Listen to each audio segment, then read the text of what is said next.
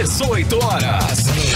Notícias de Manaus, Amazonas, Brasil e do mundo. Agora na Mix.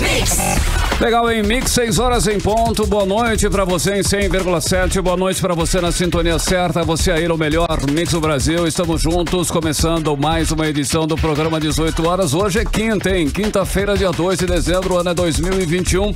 Carimilhão, tudo bem? Boa noite, tudo certo? Boa noite, tudo certo. Boa noite pra você sintonizado aqui em 100,7. Já agradeço a sua companhia, viu? Boa. E aquele salve especial pra galera do aplicativo Mano e também pra você que nos acompanha agora ao vivo em cores lá no Instagram, no @18horasnews. Muito boa noite. Boa. 18 horas. Vamos aos destaques do programa 18 horas desta quinta-feira. O Amazonas registrou um aumento de 64% nos novos casos de Covid no mês de novembro, em comparação com o mês de outubro. A Secretaria de Educação publicou o contrato de mais de 30 milhões de reais com a empresa criada há 3 anos. A Companhia de Gás do Amazonas quer contratar a empresa de publicidade e propaganda no valor de R$1.500.000. A Justiça do Amazonas julgou inconstitucional a lei que alterou o prazo de contratação de servidores temporários aqui em Manaus. 6 horas e 1 minuto, essas e outras notícias, os principais destaques do dia, você confere a partir de agora, aqui no melhor Mix do Brasil, em mais uma edição do programa 18 horas. Mix. Hoje começam a pipocar escândalos e mais escândalos, um atrás do outro, na Secretaria de Educação do Estado do governador Wilson Lima, especialmente na gestão do então secretário Luiz Fabian. São contratos milionários que juntos somam 400 milhões de reais feitos durante a pandemia. Mas isso... Prestem bem atenção, durante a pandemia, quando as escolas estavam fechadas, simplesmente as escolas fechadas com aulas online, Karine. Exatamente, Carlão, e foi muito gasto com material sem estudantes nas salas de aula. Escuta, somente para a compra de livros didáticos, paradidáticos, enciclopédia digital e kits tecnológicos foram 155 milhões de reais.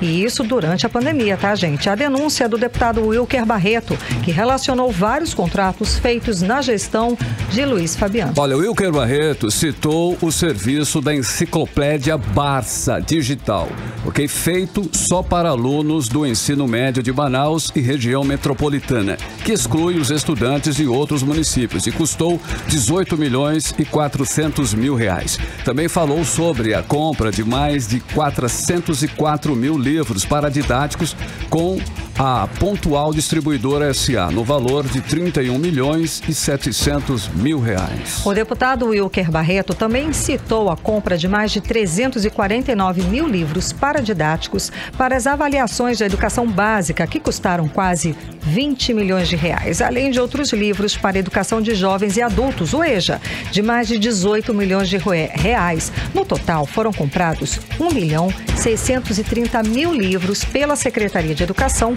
durante a pandemia, com as escolas fechadas. Karime, diante dos números alarmantes, o deputado afirmou que a Secretaria de Educação precisa ser fiscalizada e urgentemente, uma vez que os gastos milionários não configuram urgência na compra de tantos livros e indicam dano às finanças públicas. Pois é, e por isso o deputado Wilker Barreto solicitou informações e esclarecimentos sobre esses contratos firmados, assim como a comprovação da distribuição dos materiais para os alunos, professores e escolas estaduais. Vamos ouvir o que o deputado Wilker Barreto disse a respeito do assunto. 15 livros por aluno é um absurdo, né? E aí o seguinte, matemática financeira, então nós temos outras prioridades. O governo já gastou em 2020 e 2021 quase 300 milhões de reais com livros para a cidade. A educação tem outras prioridades, ou seja, nós temos escolas caindo na cabeça do aluno, nós temos uma infraestrutura que precisa melhorar. E os escândalos não param, tá? A Secretaria de Educação publicou um contrato de mais de 30 milhões de reais com a empresa Sudu Inteligência Educacional Limitada, que, de acordo com os registros da Receita Federal, foi criada há menos de 3 anos. Vamos acompanhar os detalhes sobre mais esse assunto agora na reportagem de Hector Silva. governo do Amazonas, via SEDUC, publicou um contrato de 30,2 milhões de reais com a empresa Sudu Inteligência Educacional Limitada, que, de acordo com o registro na Receita Federal, foi aberta no dia 27 de junho de 2019. O contrato é para a aquisição de kits tecnológicos, materiais laboratoriais, livros, impressora 3D, licença de software e capacitação em plataforma Arduino, em 2 lotes. O primeiro para os kits de 29 milhões de reais, o segundo de capacitação de 1,28 milhão de reais. O prazo de execução é de 9 meses, com recursos do Banco Interamericano de Desenvolvimento, BID. Para o deputado estadual Wilker Barreto, esses recursos devem ser revistos, haja visto que a pandemia causou prejuízos na educação. Nós vamos gastar em kits tecnológicos por 9 meses, podendo gastar com reforço escolar para suprir a deficiência do que foi a pandemia e as aulas não presenciais. Olha aí, deputado Demilson, 32 milhões. Esse aqui é o de 1.700.000, mas tem outro que é de 30 milhões e alguma coisa. 32 milhões, certo? Para 9 meses de prestação de serviço. Será que a gente não pode discutir com a sociedade, com esta casa, o que é o melhor para ser feito para a sociedade? Certo? São recursos que o próprio convênio com o BID permite a aplicação em outras finalidades.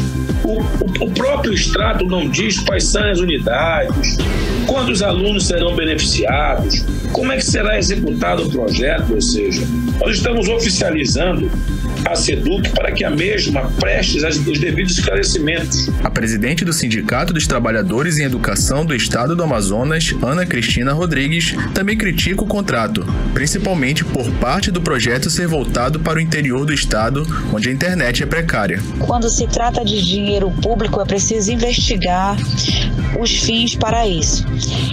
Nos causa estranheza a forma com a qual a Secretaria realizou esse contrato e ainda mais porque é do conhecimento de todos que no estado do Amazonas a nossa internet é de péssima qualidade. Portanto, como os nossos alunos irão usufruir no interior do estado desse material tecnológico se a internet não vai ajudar? Um outro fato é verificar através dos órgãos de controle social e do próprio Ministério Público Estadual se realmente esse material está chegando no nosso aluno, nas nossas escolas. Do nosso conhecimento, as escolas do estado do Amazonas não possuem laboratório ativo. Portanto, esse material, se chegar, ficará não estará disponível aos alunos e ficará estragando nas escolas. É preciso realmente ter muita responsabilidade com o dinheiro público e principalmente com a educação do estado do Amazonas. Entramos em contato com a assessoria da SEDUC para ter mais detalhes sobre esse contrato, mas até o fechamento dessa matéria, eles não responderam nossos questionamentos. Hector Silva para 18 horas. Você está ouvindo 18 horas. E seguimos aqui aguardando as respostas do governo do estado do Amazonas, da Secretaria de Educação. Afinal de contas, as denúncias são tantas denúncias que caberia também uma CPI da educação, e faz tempo que essa CPI já deveria ter sido instaurada.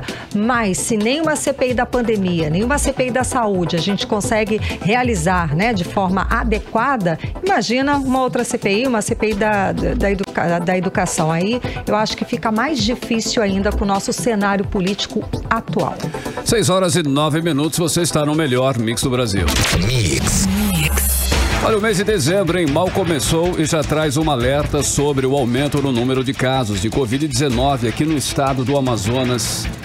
E presta atenção nos números. Em novembro, registramos mais de 2.000 novos casos da doença, enquanto que em outubro foram 1.312 novos casos. É uma diferença considerada, hein, Karime Leão? Carlão, são os números oficiais, tá? Da Fundação de Vigilância em Saúde. Tivemos uma alta aí de 64% na comparação entre os meses de outubro e novembro, né? Um aumento realmente muito preocupante, especialmente com a chegada da nova variante, a Ômicron, que já foi confirmada aqui no Brasil. E ainda segundo a Fundação, com a chegada do inverno amazônico, os casos de síndromes respiratórias tendem a aumentar, ou seja, é hora de redobrar os cuidados com o uso de máscaras, álcool em gel e fugir aí de aglomerações, como explica a repórter Nathalie Moraes.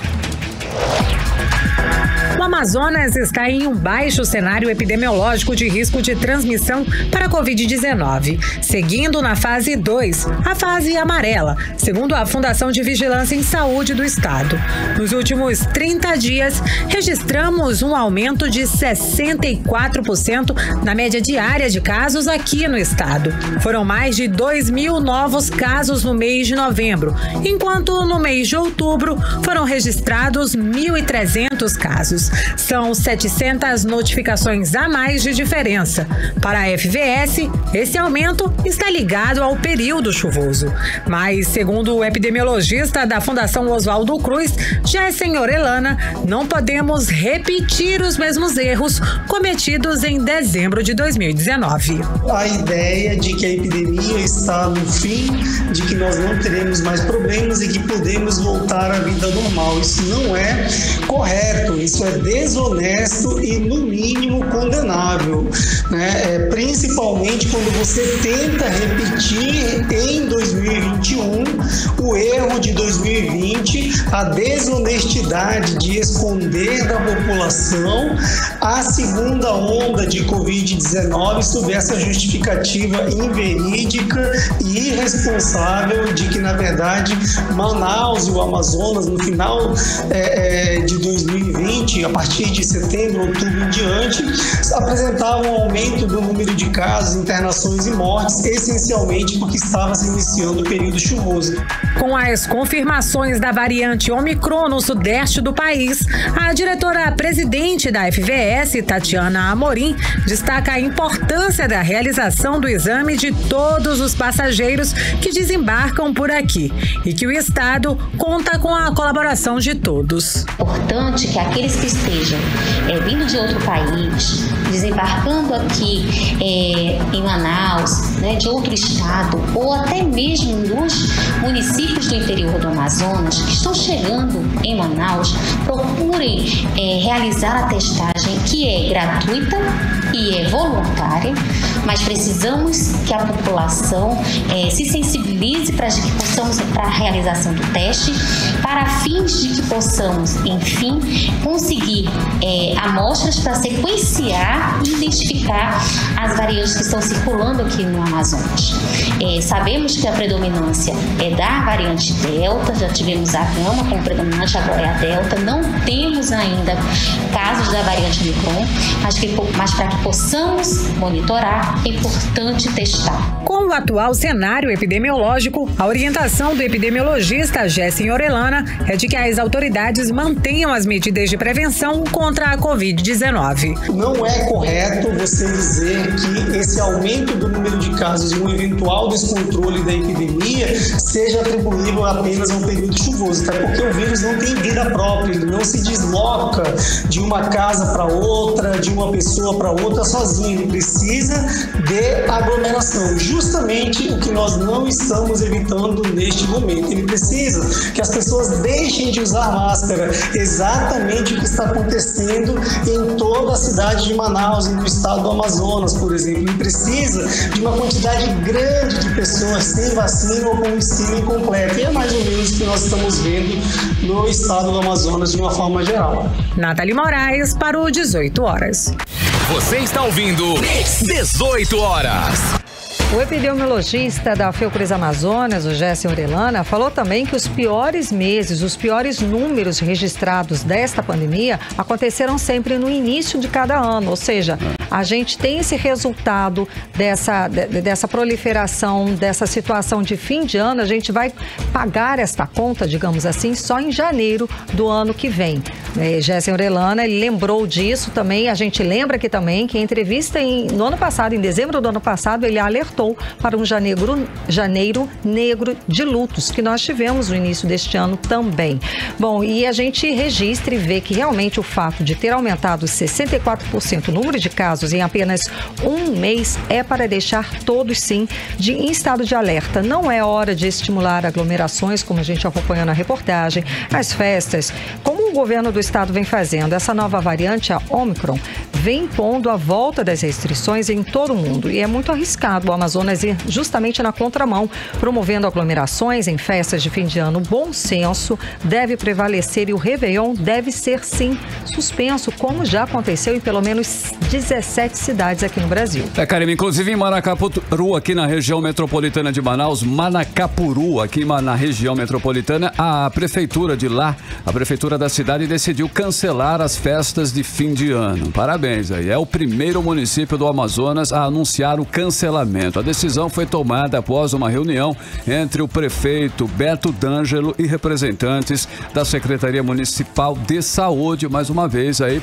Karime Leão, palmas, parabéns para o prefeito que já saiu na frente aí tomando essa atitude, essa decisão de cancelar essa festa que vai aglomerar com certeza, né? A primeira cidade aqui no estado do Amazonas. E é importante destacar aqui a importância da vacinação. Foi redundante, sim, mas é para ressaltar a importância da vacinação. Até ontem, mais de 157 mil pessoas estavam em atraso com a segunda dose aqui em Manaus. Eu vou relatar um fato que eu acabei de pegar no site Terra. É o seguinte, os cientistas, eles ainda tentam descobrir se a variante Omicron é mais transmissível, se ela está ligada a casos mais agressivos ou se escapa da proteção da vacina.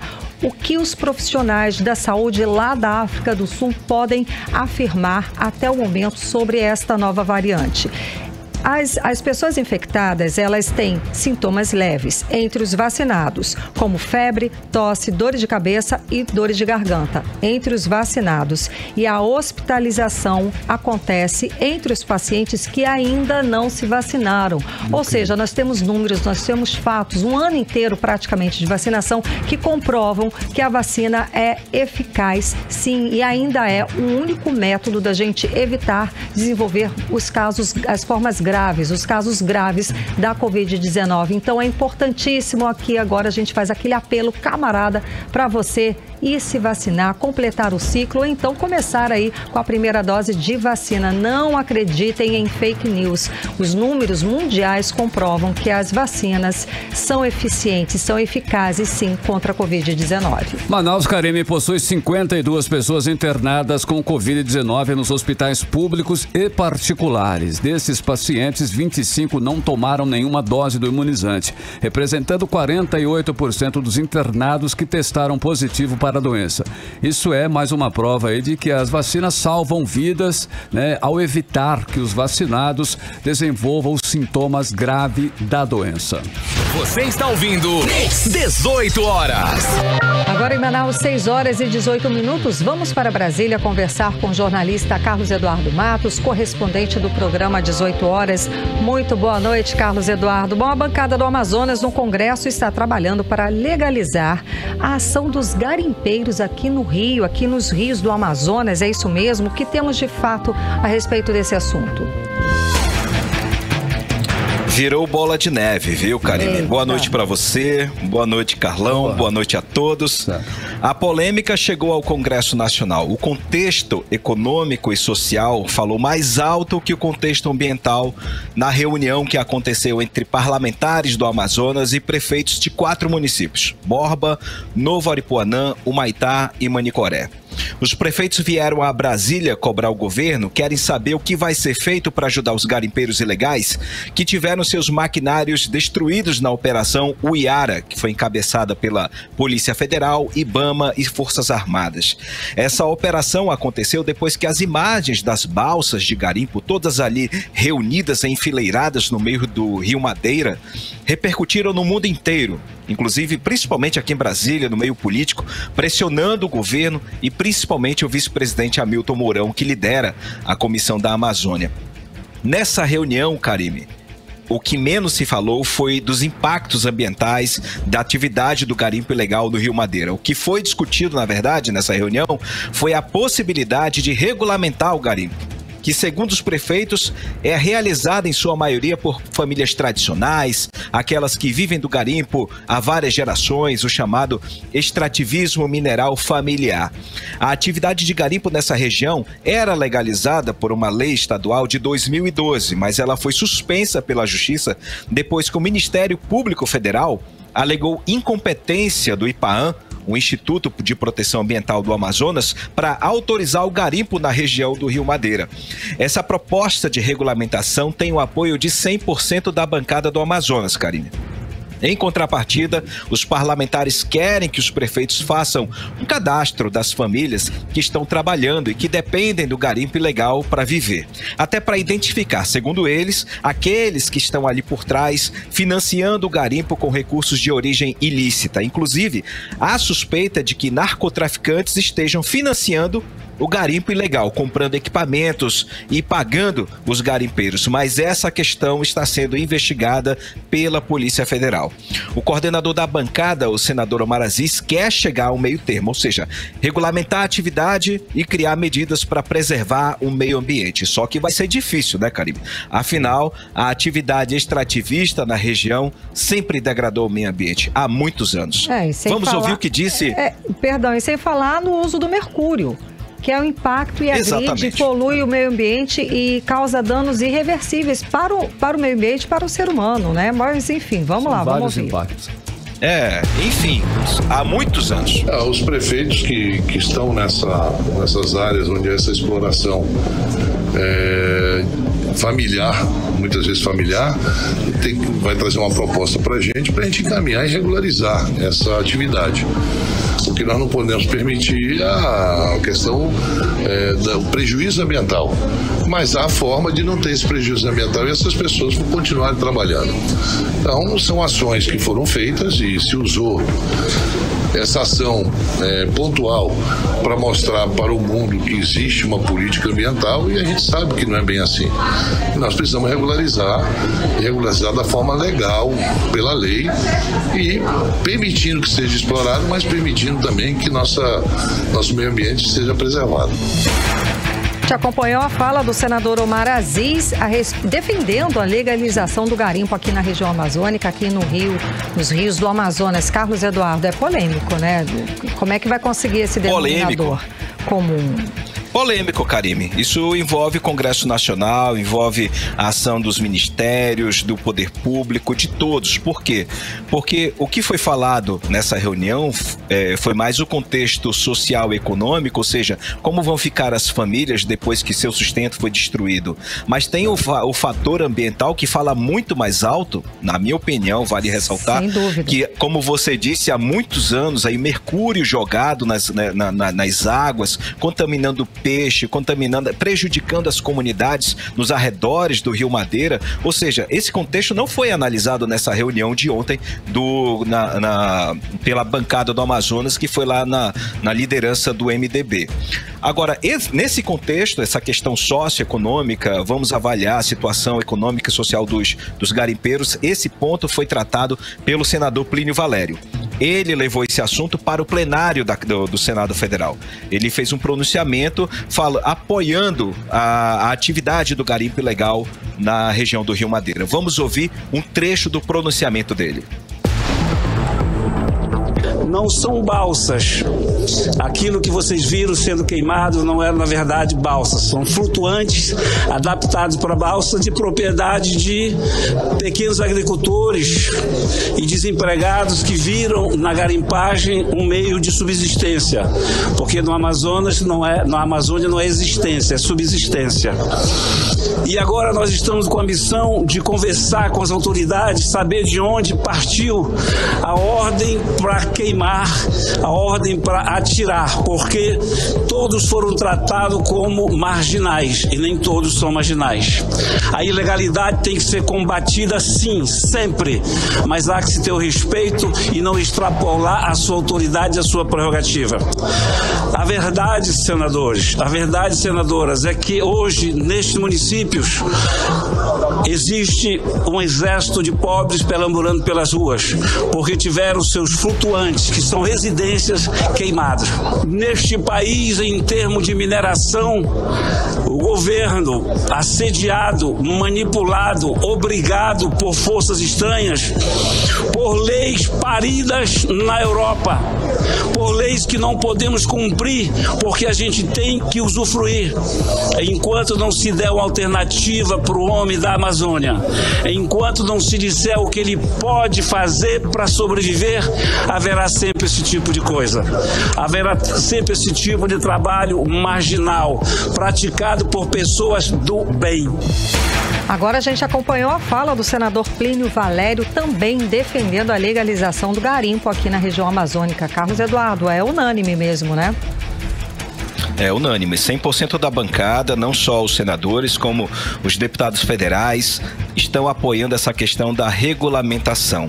Mas a gente precisa realmente, né? Eu, você, todos nós precisamos analisar o contexto. O Brasil viu o quê? Aquela foto, né? Aquela imagem, aqueles vídeos do garimpo todo enfileirado, mas quem é da localidade, quem é da região, tem que analisar todos os contextos, inclusive o econômico.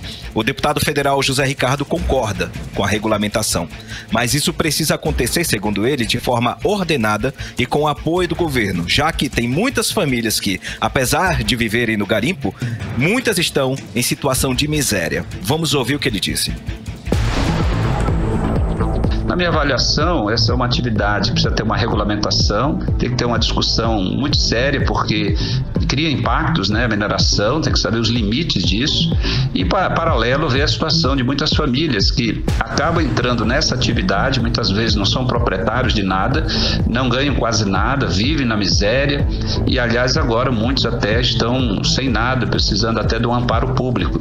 Eu estou defendendo que o Ministério da Cidadania, do Governo Federal, veja um cadastro e possa incluir no auxílio para algumas dessas famílias. E o próprio governo do estado também veja a situação real de famílias que nesse caso são usadas também pelos grandes interesses na área da mineração e abandonados nesse momento e do contrário passam fome, então você tem que ter uma ação pública também para ampará-los. Agora a gente ouviu o deputado federal José Ricardo já mais preocupado efetivamente em ajudar essas famílias no apoio financeiro, incluí-las nesses cadastros, tanto federal quanto estadual, né? E temos até o municipal também aqui de Manaus para auxiliar essas famílias de baixa renda. Carlos Eduardo. Exatamente, Karime. Quem esteve aqui em Brasília? O prefeito de Altazes, Dedei Lobo, do PSC, o vice-prefeito de Manicoré, Paulo Sérgio Machado Barbosa, do Republicanos, o prefeito de Nova Olinda do Norte, Adenilson Reis, do MDB, e de Novo Aripuanã, Josione Souza. O prefeito de Altazes, Dedei Lobo, não participou da reunião da bancada, tá? Mas ele participou da reunião no Ministério da Defesa. Hoje, esse grupo, né, de prefeitos também foi lá no Ministério da Defesa para questionar a Operação Iaras, que para eles criou um grande problema social e econômico para a região. Karime e Carlão. Cadu, hoje o plenário do Senado aprovou em 2 turnos, inclusive a PEC dos precatórios, proposta que adia a quitação de sentenças judiciais, ok? E cria aí uma gambiarra no teto de gastos para viabilizar o pagamento, veja bem, de um Auxílio Brasil de R$400. E agora, a PEC volta para a Câmara dos Deputados? Cadu. Carlão, depois que a PEC dos precatórios foi aprovada ontem na Comissão de Constituição e Justiça do Senado, ela foi aprovada muito rapidamente no plenário. Uma operação relâmpago, após um acordo que envolveu não só os partidos de apoio ao governo, mas os partidos da oposição também participaram desse processo. Por isso, a PEC foi aprovada em 2 turnos de votação hoje à tarde, com voto favorável dos senadores do estado do Amazonas. Mas para alcançar esse resultado, Carlão, o líder do governo, o senador Fernando Bezerra, mudou o texto da proposta diversas vezes, até chegar a um acordo com as lideranças partidárias. O fato é que A PEC dos precatórios estabelece limites para o pagamento de precatórios, que são as dívidas do governo determinadas pela Justiça. Por isso que é chamada de PEC do calote. Mas, ao mesmo tempo, abre uma brecha de 106 bilhões de reais para o governo fazer outros gastos, inclusive assegurar o pagamento de R$400 no Auxílio Brasil. Hoje, o Auxílio Brasil é de R$237 e o pagamento já está sendo feito.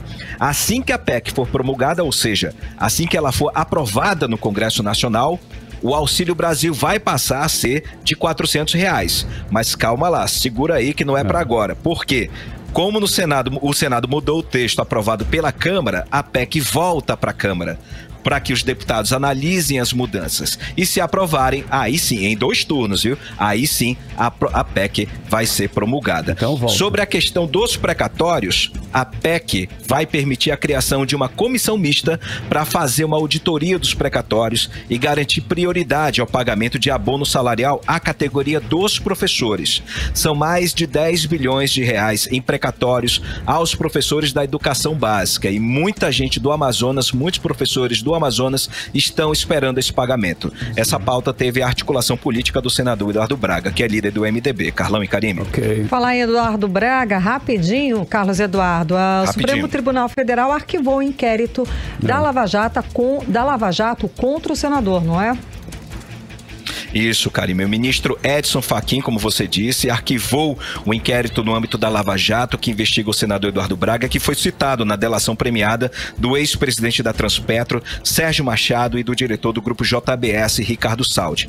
Eles narraram um esquema milionário de pagamentos indevidos a parlamentares do MDB para abastecer a campanha de 2014.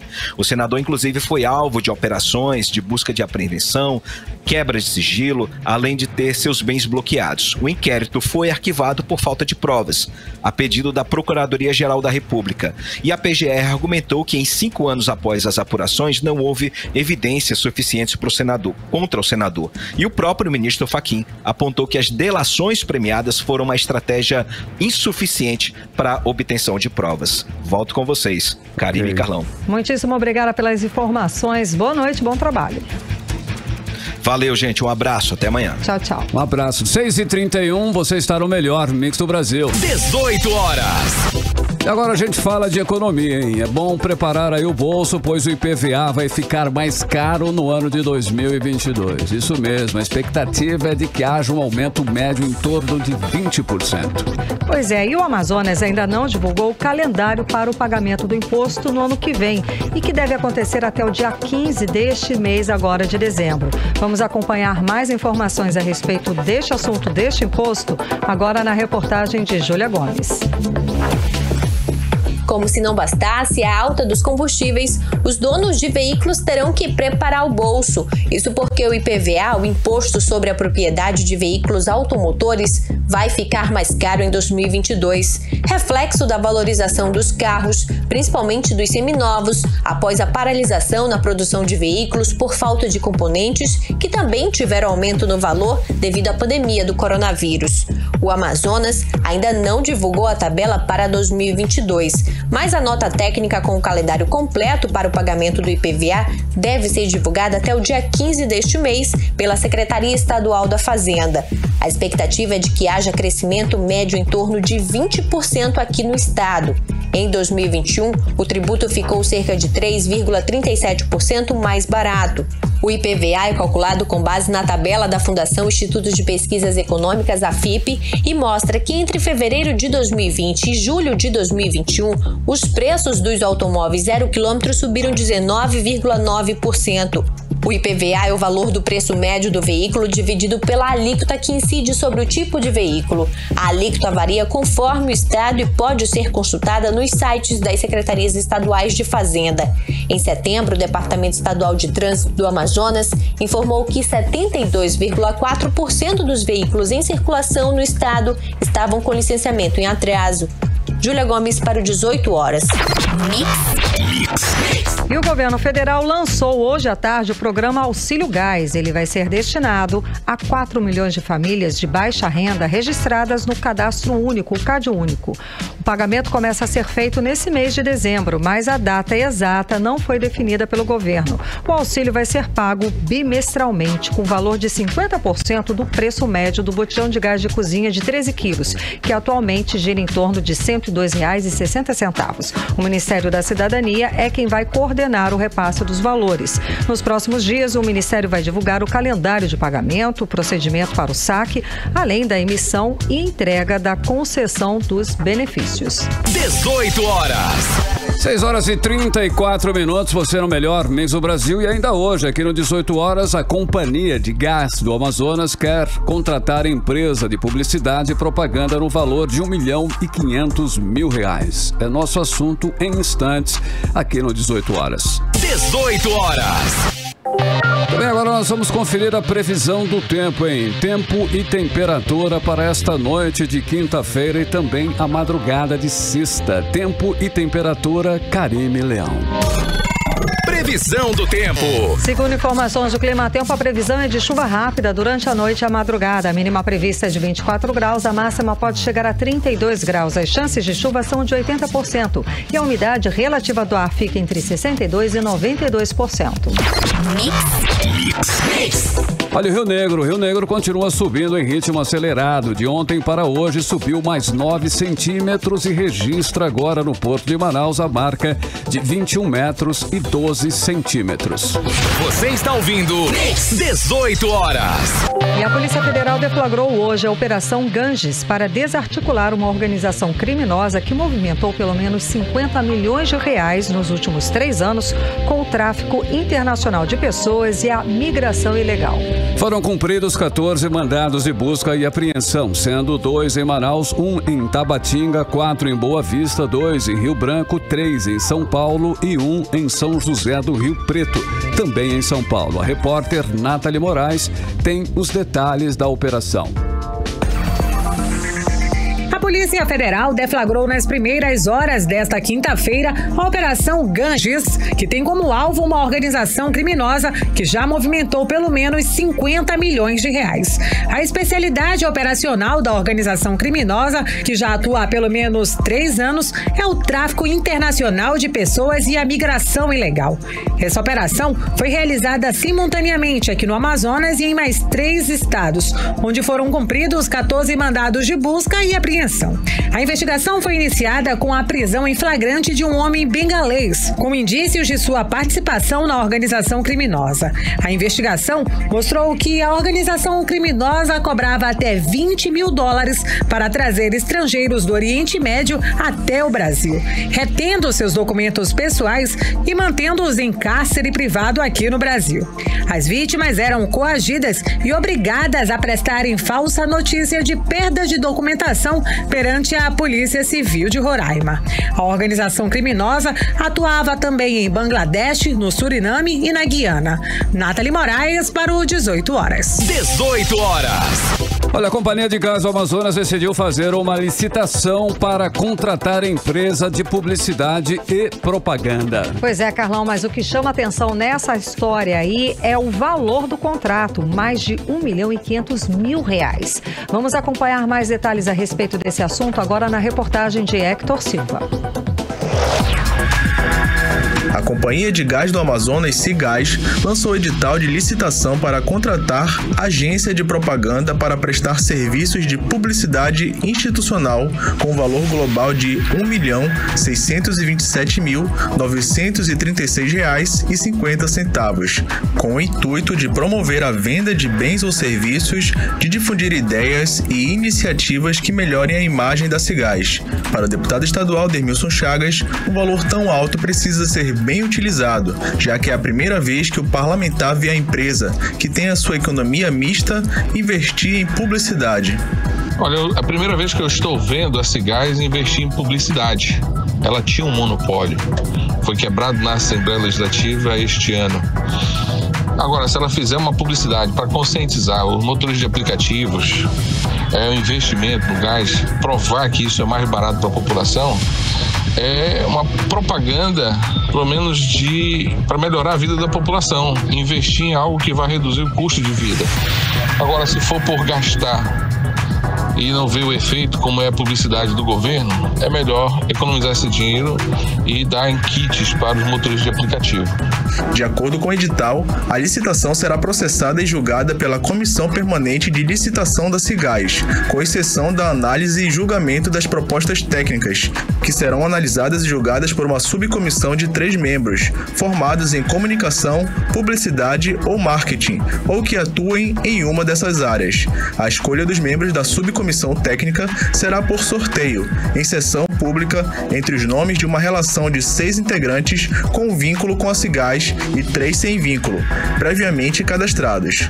A relação dos nomes será publicada no Diário Oficial do Estado do Amazonas em prazo não inferior a 10 dias úteis da data em que será realizada a sessão pública marcada para o sorteio. Entramos em contato com a assessoria da Cigás para saber mais detalhes sobre esse investimento em publicidade, mas até o fechamento desta matéria, eles não responderam nossos questionamentos. Hector Silva para 18 horas. 18 horas. Olha, a Justiça do Amazonas julgou inconstitucional a lei que alterou o prazo de contratação de servidores temporários em Manaus. A decisão só vai ter efeitos em novembro do ano que vem. A sentença veio depois de uma ação do Ministério Público do Estado que considerou inconstitucional a mudança na norma de 3 para 8 anos o prazo para a contratação de serviços de quem não fez concurso público. A repórter Júlia Gomes explica melhor essa questão pra gente. Vamos acompanhar. O Tribunal de Justiça do Amazonas decidiu que a contratação de servidores temporários pelo prazo de 8 anos pela Prefeitura de Manaus é ilegal. A sentença ocorreu em ação direta do Ministério Público do Amazonas, que pediu a inconstitucionalidade da contratação de trabalhadores temporários pelo regime de direito administrativo. A decisão foi unânime na sessão da última terça-feira, de relatoria da desembargadora Graça Figueiredo. Mas a decisão terá efeitos a partir de novembro de 2022, a fim de permitir a adequação do município e para não surpreender os servidores que tiveram seus contratos prorrogados.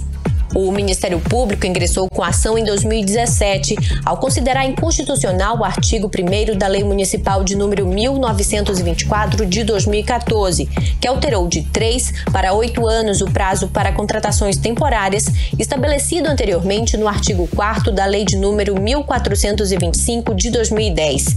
Segundo o MP, a lei afronta as constituições estadual e federal em violação à regra que exige a realização de concurso público, com exceção aos cargos em comissão, que são de livre nomeação e exoneração.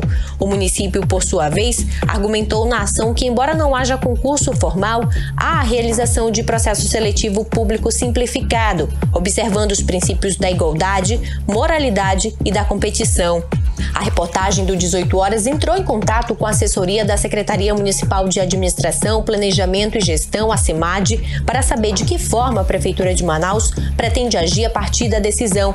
Mas a SEMAD informou que só vai poder responder na próxima segunda-feira, depois de verificar a situação junto ao jurídico da pasta. Júlia Gomes para o 18 Horas. Você está ouvindo 18 Horas.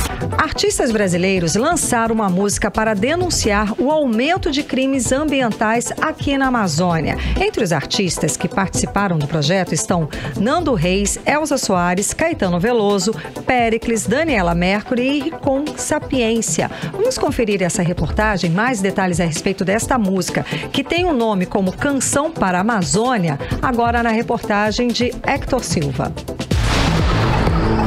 A urgência dos problemas na área ambiental rendeu canção e clipe que uniu alguns dos maiores nomes da música brasileira. Disponível no canal do Greenpeace Brasil, a Canção para a Amazônia é uma composição do compositor letrista Carlos Renaud e do cantor e compositor Nando Reis, que falou sobre esse trabalho. Sempre fui preocupado e interessado nas questões ambientais e, evidentemente, com o curso da devastação, das queimadas, da destruição da Amazônia, isso se tornou uma questão urgente. Carlos Renaud é um parceiro, um amigo que conheço há muitos anos.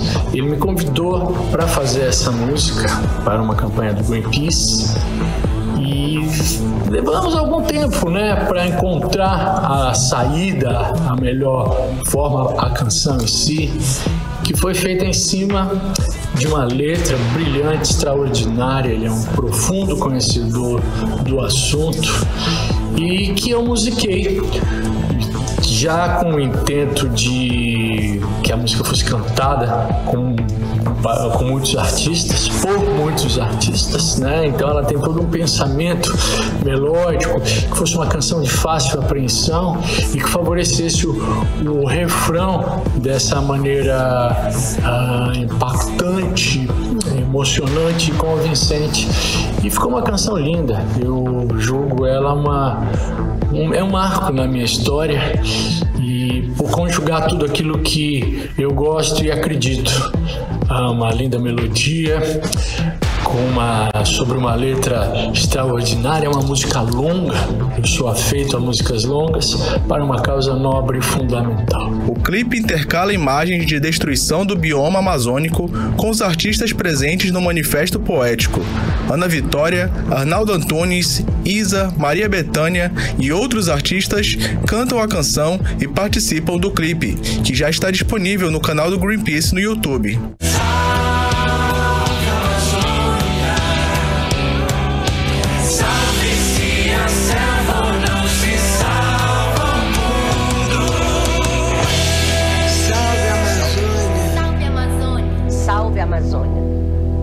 Você está ouvindo 18 horas.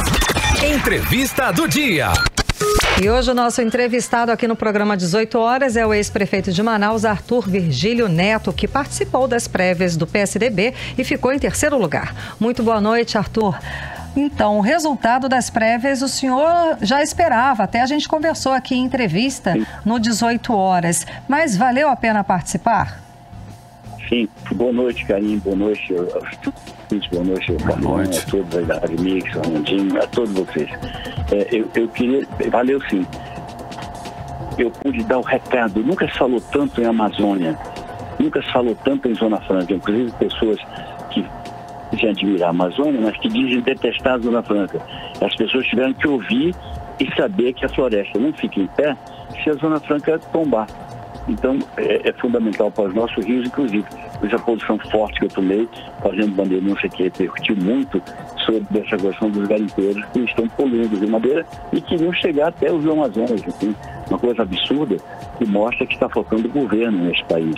Mas valeu a pena sim. Faria de novo, porque eu sempre disse para ele, eu estou um pouco criando. Vou dar um exemplo para você, Carinho. O Marconi Pereira, de Goiás, disse, olha, eu estou com você. Aí eu falei, olha, se for mais simples para você escolher outro candidato, escolha, porque eu não estou aqui para ganhar. Eu sei que seu voto é meu, mas eu não quero te levar para uma campanha que não visa a ganhar. Eu sou um anticandidato. Eu quero dar o meu recado. Esse recado foi dado do Brasil ao Brasil. E quando eu chegava, eu não falava só pelos que estavam no meio do partido, porque eram pessoas maravilhosas, mas pessoas que quase todos, eu comecei em outubro, 1º de outubro, e os outros começaram em abril. Quer dizer, uma diferença grande. Estava todo mundo comprometido. Então, o que eu fazia? Eu chegava, procurava o melhor rádio, o melhor programa da rádio, procurava os melhores lojas de cada cidade, chegava tudo acertadinho para falar para o Brasil, deixar um recado de Amazônia, de democracia, de guerra aos preconceitos todos, de sexo, de cor, essa coisa que alguns têm de não entenderem como os índios são importantes para nós e como serão importantes na exploração futura da biodiversidade da nossa terra, enfim, tudo isso. Então eu saí super feliz e com um sentimento assim de muita vitória. Minhas ideias venceram as prévias. Ok, e agora o senhor vai retomar a pré-campanha ao Senado? Como que está agora? Qual é o próximo passo? Eu não fiz campanha nenhuma até agora, sabe? Quando eu chegar aí, eu devo conversar sobre alguma novidade, né? Mas já estou pensando, decidindo. E não fiz nenhuma campanha para nada. Para nada. Já não visitei ninguém, ainda não fiz município nenhum, não fiz nada. Vou começar. Vou botar o carro na rua e vai ser com força. Ok. Essa era a minha próxima pergunta. Agora que acabaram as prévias e tudo mais, as últimas pesquisas eleitorais divulgadas apontam uma disputa acirrada para o Senado. Então agora é a hora exata de colocar o pé no acelerador nessa campanha? Não, se, por exemplo, eu tivesse que ser candidato a senador, eu acho que a gente ia estabelecer diferenças a favor da gente. É claro que se você está em casa, não está dizendo nada, os outros estão se matando aí, ou cooptando prefeitos, ou usando máquinas, enfim, eu estou aqui na minha, não estou fazendo nada. Okay. E dizem que está uma coisa dura, que era para todo mundo dizer, olha, o Arthur não é candidato, então não vou votar nele, é para todo mundo estar pensando assim, mas não é assim que o pessoal está pensando. O pessoal está pensando diferente. Quando botar o carro na rua, aí é que as pessoas vão ver a nossa capacidade ou seja, eu não entro em eleição, assim, quando é eleição popular, eu entro para fazer o papel do Schumacher, do Hamilton, do Senna, eu não entro para brincar disso no lugar, não. Ok, o seu partido, o PSDB, terá candidato próprio para o governo do estado do Amazonas ou vai apoiar outro candidato já lançado? Olha, quem sabe pode apoiar outro candidato já lançado. Quem sabe, porque nós entendemos que para o Senado é certo lançar algum completo nosso, para deputados federais que estão montando uma boa chapa. Estamos imaginando que vai ser possível fazer a tal federação de partidos, o que aproxima partidos que são parecidos entre eles, né? E aumenta a possibilidade dos nossos candidatos proporcionais também se credenciarem a vitória e outros partidos terem oportunidade também, quer dizer, um ajudando o outro, né? Então eu creio que foi uma coisa bem acertada, essa coisa da federação, porque as regras estão muito difíceis, ter 100% mais um, quase ninguém elegeria muita coisa. Já que se coloca uma federação com direito a até 4 partidos, aí a coisa muda muito positivamente, quer dizer, então a gente tem que olhar para o lado, né? Olhar para as pessoas que estão lá dentro, as pessoas que estão abaixo na hierarquia da disputa e pensar nelas também, pensar muito nelas. Pensar muito, sabe? Eu adoraria ter uma chapa com mulheres, uma chapa que todos os partidos que me eventual federação tivessem chapas com mulheres, tivessem chapas com negros, chapas com pessoas que realmente têm um recado a dar, que vem do seu próprio sofrimento, da própria opressão que sofrem, né? Assim, eu estou muito animado. E vamos ver o que vai dar. Eu acho que vai dar coisa boa. Tá certo. Agora, para finalizar, o IBGE divulgou hoje os dados do PIB do Brasil, que registrou queda pelo segundo trimestre consecutivo. A queda foi de 0,1% em relação ao segundo trimestre. E os especialistas já afirmam que estamos numa recessão técnica. Como é que o senhor analisa esse nosso cenário econômico do país? Inclusive aqui para o Amazonas.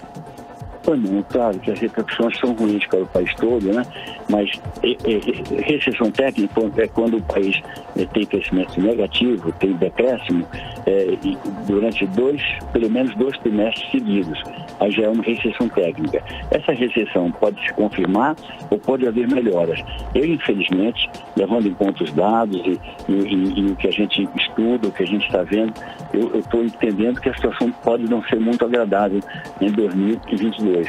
Porque os erros de política econômica são muito grandes, a inércia, né? Não fizeram uma privatização, fizeram uma reforma. Eu tenho que entender que foi uma reforma útil da Previdência, isso foi um bom começo para o governo atual, mas não fizeram nenhuma reforma. A reforma do Estado pouparia um dinheirão de gastos assim, de custeio que deveriam ser aplicados no investimento em favor das pessoas. Porque o fato, Karine, é que o povo não aguenta mais fome, não aguenta mais esse desespero, o desemprego está grave, 15 milhões de desempregados, mais 6 milhões que deixaram de procurar emprego que desistiram, mais não sei quantos milhões que estão no subemprego. E vou te dar um dado que estarrecedor. 116 milhões de brasileiros, numa população de mais ou menos 215 milhões, cerca de 116 milhões de brasileiros, eles não têm completa segurança alimentar. Eles estão longe de passar fome, mas eles não comem assim tudo que eles querem dentro daquilo que não é o esquisito, não é mandar buscar caviar na Rússia, nada disso não. Eu falo comer as coisas essenciais. Eles vivem apertados. Básico, né? Seria o básico. Agora, a sua análise aqui para o estado do Amazonas, então, a gente aqui está pior ou não? Eu acho que aqui é muito grave. Aqui é muito grave porque eu vejo uma loucura fiscal, né? Acho que o governador faz uma verdadeira loucura fiscal, o governador faz uma farra, eu penso que ele pensa que está numa festa, vídeo dançando, vídeo pulando, saltitando, né? Eu fico impressionado com isso. Acho que sobriedade não faz mal a ninguém adulto, né? Mas se não for adulto, aí é outra coisa, aí é Disneylândia, né? Para quem pode, para quem não pode é ficar pulando aí. Enfim, eu não concordo com isso. Por exemplo, eu recomendo firmemente que não façam nada de Réveillon. Recomendo firmemente. Eu considero que é demagógico, que não é uma coisa segura e que é uma brincadeira com a saúde do povo. Talvez seja um remédio desagradável, porque o melhor é o Réveillon. Quem é que não quer o Réveillon? Quem é que não quer uma festa? É verdade. Claro que todo mundo quer, mas vamos pensar mesmo se a gente está preservando a saúde do povo, porque aumentou o número de mortes no Amazonas, aumentou o número de casos. Nós temos essa Omicron, que é mais hora menos hora ela poderá estar por aqui. Eu não acho que ela seja mais grave do que o Covid-19, essa variante. Não acho, sinceramente não acho. Mas eu pergunto, nós precisamos de mais uma variante aqui? Não. O governo federal não faz a menor vigilância nos aeroportos. Aqui não vejo nenhuma preocupação maior no plano estadual também, enfim. Então, eu estou preocupado com isso. Uma recomendação que eu faria com a experiência que eu tenho, que podem aceitar ou não aceitar, podem levar na brincadeira, levar na tônica ou não, mas eu recomendo com muita força que as pessoas de respeito não façam, se estiverem em direção de governo, de prefeitura, não façam essa história de festa de Natal com muita coisa, juntando muita gente. Vamos nos recolher a gravidade do momento. Vamos pensar no Brasil e pensar na vida das pessoas. Exatamente, é a recomendação dos especialistas, não é? Muitíssimo obrigada pela sua participação conversando com a gente hoje aqui no programa 18 horas. Obrigado, Karine, obrigado, Carlão. E você veja, os especialistas dizem uma coisa e os leigos fazem outra. Quer dizer, que país é esse? Então, que estado é este que nós temos? Quer dizer, os leigos que determinam se tem Réveillon ou não os especialistas. Quando o que eu fiz, seja a vida inteira, como governante, como senador, como ministro, eu sempre segui o que a ciência dizia. Quando dizia vai surgir o H1N1, vai ser uma coisa muito grave, logo se teve a vacina. Eu acho que a gente não deve brincar com a ciência, deve respeitar a ciência e procurar fazer governos sóbrios. Governos sóbrios que signifiquem a gente mostrar que tem respeito pela vida nossa e a vida dos nossos semelhantes. Principalmente as crianças, que já está dando e crianças também. Inventaram que criança não precisava de vacina, que criança não corria perigo, mas a gente já viu que tem muito caso de criança já. Então é uma doença que não tem limites e não tem respeito por ninguém. Nós temos que nos respeitar a nós mesmos. Exatamente. Muitíssimo obrigado. Uma ótima noite para o senhor. Eu que agradeço. Boa noite para você também, para o Carlão, para todo mundo, para o Arnaldinho, para todo mundo. Muito obrigado a você por tudo, viu? Muito obrigado mesmo. A gente que agradece. Muitíssimo obrigado, uma ótima noite. Conversamos com o ex-prefeito de Manaus, Arthur Vigílio Neto. 18 horas. Vamos conferir a previsão do tempo para amanhã. E amanhã é sexta-feira, a previsão do tempo com Karine Leão. Previsão do tempo. Segundo informações do Climatempo, a previsão amanhã é com sol e muitas nuvens durante o dia, período de nublado com chuva a qualquer hora. A mínima prevista é de 23 graus, a máxima não deve passar dos 29 graus. As chances de chuva são de 90% e a umidade relativa do ar fica entre 72% e 93%. Mix. Economia. Vamos aos indicadores econômicos de hoje, hein? O dólar fechou em baixa de 0,19%, cotada a R$ 5,66. O euro fechou em baixa também de 0,37% a R$ 6,39. A moeda virtual Bitcoin também fechou em baixa de 0,33%, cotada a R$ 325.075. E o Ibovespa, o principal índice da Bolsa de Valores brasileira, operou em alta de 2,67%, registrando 103.460 68 pontos.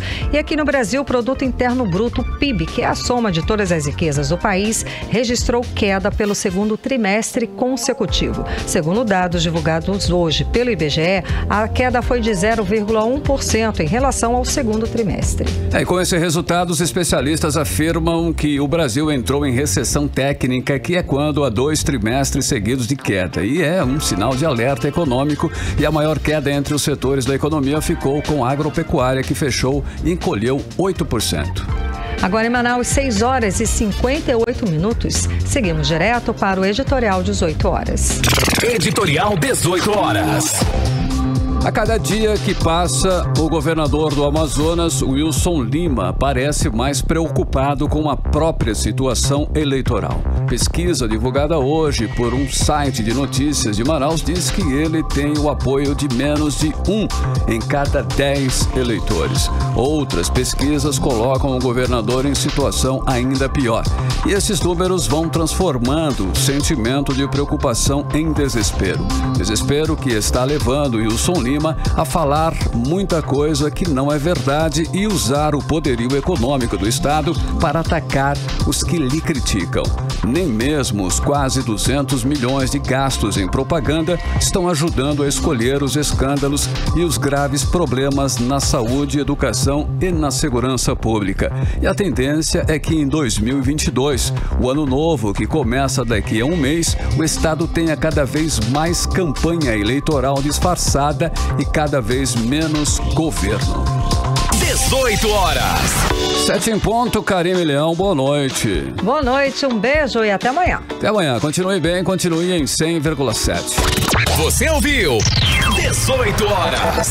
As notícias do Brasil e do mundo. De volta amanhã.